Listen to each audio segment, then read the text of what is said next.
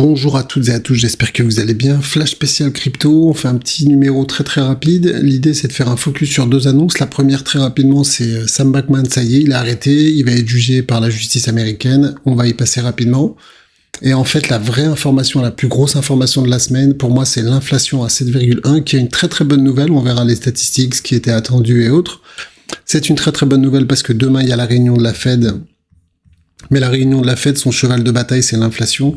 Donc on verra cette statistique, pourquoi elle est très bonne, pourquoi les marchés réagissent très bien, et pourquoi normalement ça devrait aller dans le bon sens demain à 20h avec la réunion de la Fed. Donc c'est quand même une information importante, ça va nous permettre de passer à autre chose quand même, c'est qu'ils l'ont attrapé, ça aurait pu comme ça durer pendant des semaines, voire des mois, ça aurait été pire pour moi. Là ils l'ont arrêté, il va pas passer devant la Chambre des représentants aujourd'hui comme prévu, il va passer devant la justice américaine tout simplement, ils l'ont attrapé. Et il est inculpé d'une fraude de 1,8 milliard de dollars. Tout simplement, là, il parle de fraude directement, ils attaquent direct.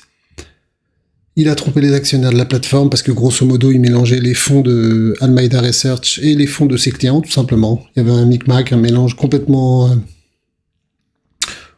fait par son équipe, en tout cas. Et donc, il est inculpé et ça va aller très vite, je pense, ils vont l'inculper. On parle quand même de plusieurs dizaines d'années de prison. Donc après, pour moi, c'est vraiment l'information très importante. Je voulais passer 2 minutes avec ça. À l'ouverture, on verra les chiffres. La bourse, elle a complètement explosé. Là, elle est en hausse, même si elle se calme un peu. Donc l'idée, c'est que c'est sur un an, la hausse, elle revient à 7,1%. Ce qui est important de comprendre, c'est que le marché attendait une baisse, mais aux alentours de 7,3%. Donc c'est mieux que ce qu'anticipait le marché. C'est pour ça que c'est très positif. Si ça avait fait 7,1, mais que le marché anticipait une hausse à 6,2, le marché aurait mal réagi. Et donc, ce qui est important, parce que par effet domino, bien évidemment, ce qui va se passer, c'est que demain, et on fera pareil, je pense, un flash quand même, parce que c'est très important ce qui va se passer entre aujourd'hui et demain. Demain, il y aura la réunion de la Fed. Ce qui va être important, c'est le taux.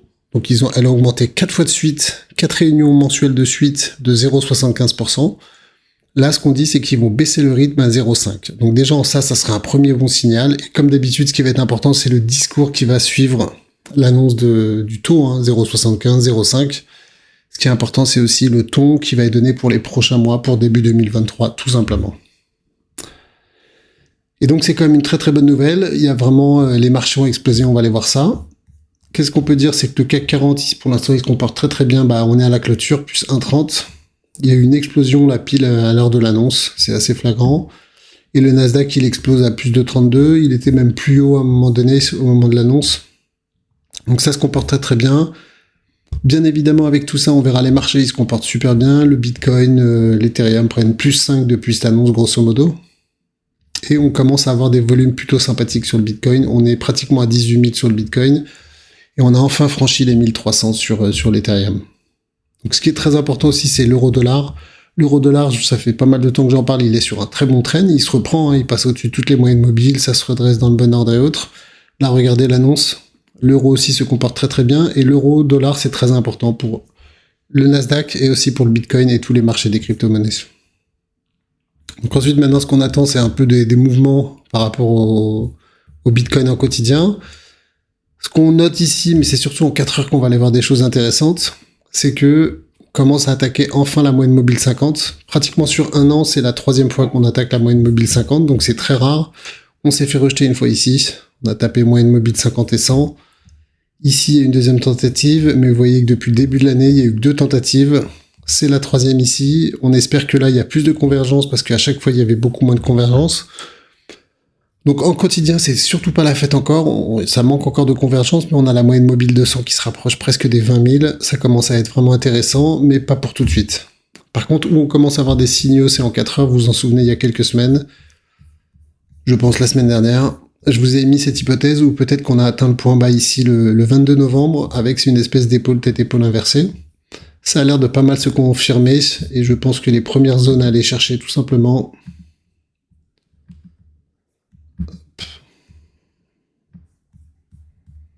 Pour moi, les grosses zones de test, ça va être par ici.